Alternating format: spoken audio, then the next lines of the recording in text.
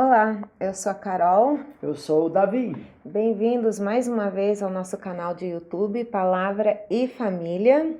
E nós queremos agradecer vocês que têm nos encorajado através das palavras, dos comentários que têm feito nos nossos vídeos.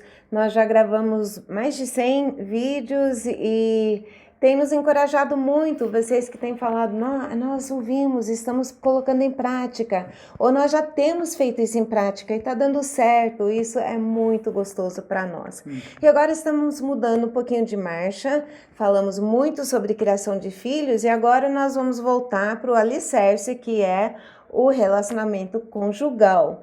Então, os próximos vídeos serão sobre esse relacionamento. Mas eu tenho uma pergunta, então, o que é que constitui um casamento aos olhos de Deus? É um papel? É o ato sexual? O que é, aos olhos de Deus, um casamento? Certamente essa é uma área onde há muita dúvida. Hoje em dia, poucos entendem biblicamente o que é um casamento aos olhos de Deus. Nós temos declarações feitas do próprio Papa que vão redefinindo, modificando posições. Tem papas evangélicos que estão fazendo a mesma coisa e é muito importante para nós voltarmos às Escrituras para ter uma definição bíblica e manter muito firme o nosso compromisso conjugal.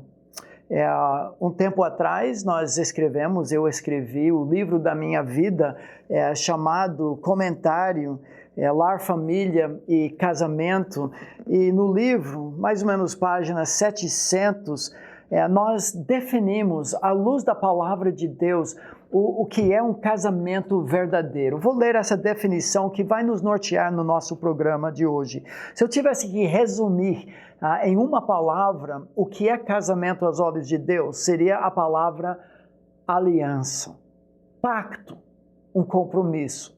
Tem outros elementos, a definição um pouco mais técnica, mas muito importante, diz assim: casamento bíblico é uma aliança de exclusividade, fidelidade e intimidade, num relacionamento vitalício. Isso significa indissolúvel, como Jesus falou, até que a morte nos separe, entre um homem e uma mulher. Hoje precisamos destacar muito, gostando ou não, é como a palavra de Deus desde Gênesis define o que é casamento aos olhos de Deus. Selado diante de Deus, maior testemunha, e outras testemunhas, coerente com as leis comunitárias. A palavra de Deus nos manda obedecer aos nossos líderes, às nossas autoridades.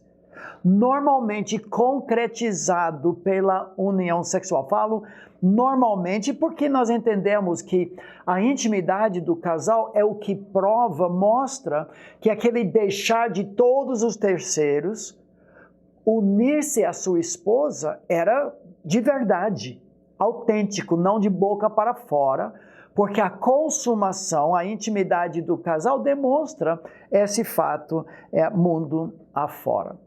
E o versículo-chave onde nós pegamos a base, a definição do casamento se encontra em Gênesis 2, versículo 24. Gênesis capítulo 2, 24 diz assim: por essa razão, o homem deixará pai e mãe e se unirá à sua mulher, e eles se tornarão uma só carne. Esse texto, que deve ser usado em todos os casamentos, deve entrar no roteiro de alguma forma, porque é como Deus define o casamento. Sabemos que é Deus falando agora, porque nesse momento, em Gênesis capítulo 2, o ponto alto de toda a obra criativa divina, Deus fala: por isso deixa o homem pai e mãe.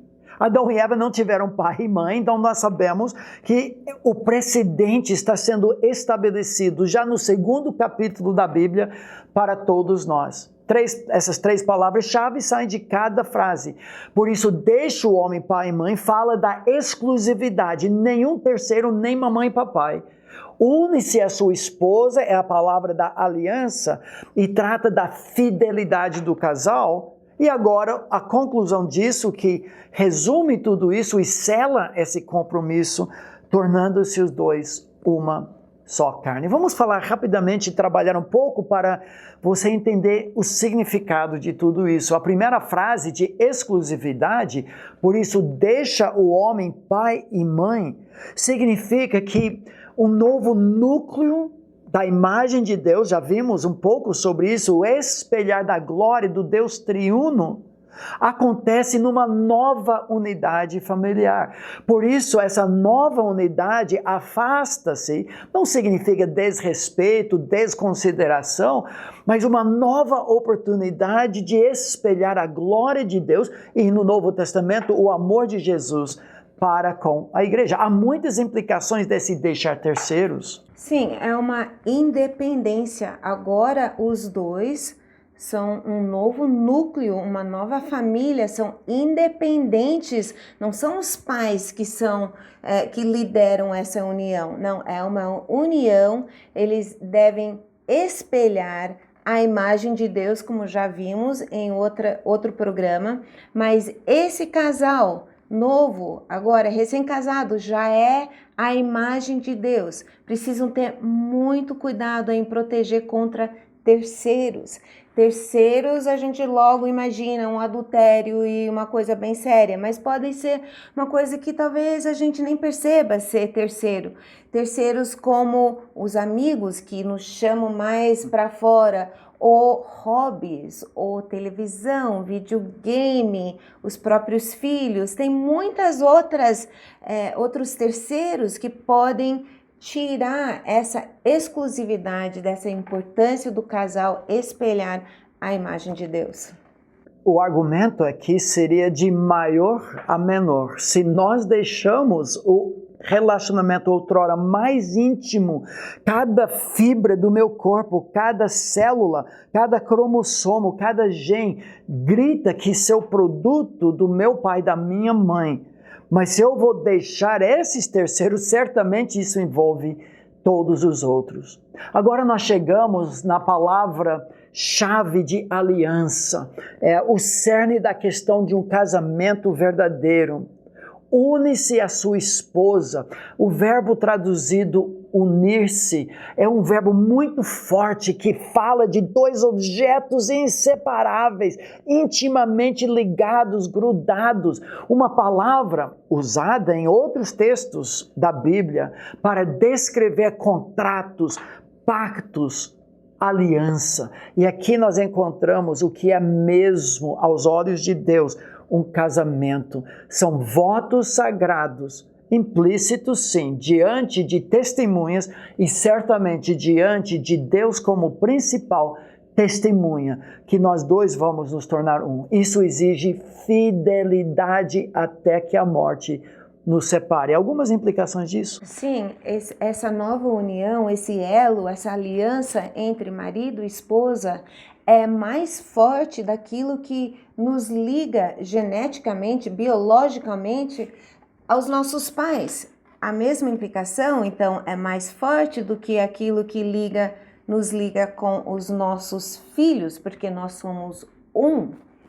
Muitas pessoas falam, não, mas o meu filho é meu sangue, o meu marido não é meu sangue. Biblicamente, isso não é correto, porque nós somos um.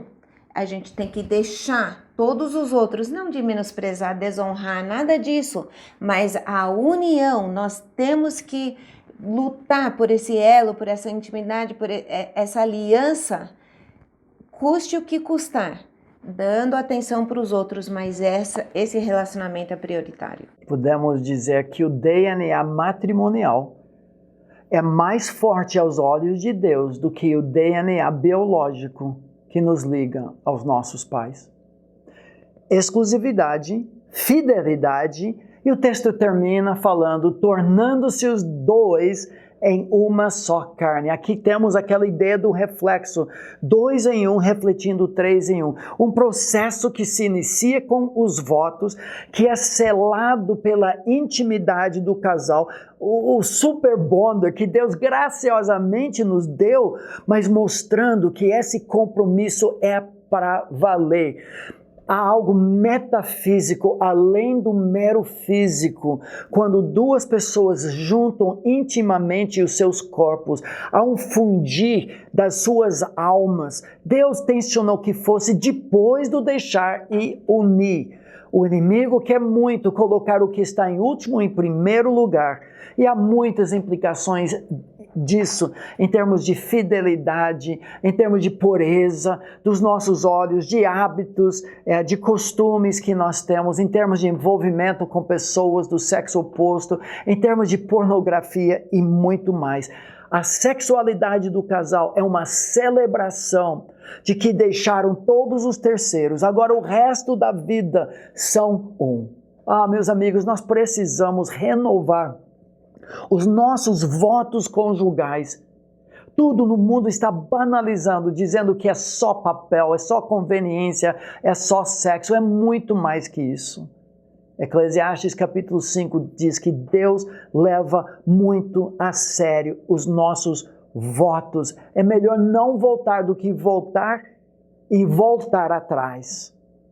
Acho que podemos resumir tudo isso numa frase sobre casamento bíblico. Sim, o casamento bíblico é um para o outro e ambos para Deus. Um para o outro E ambos para Deus. Que Deus nos abençoe.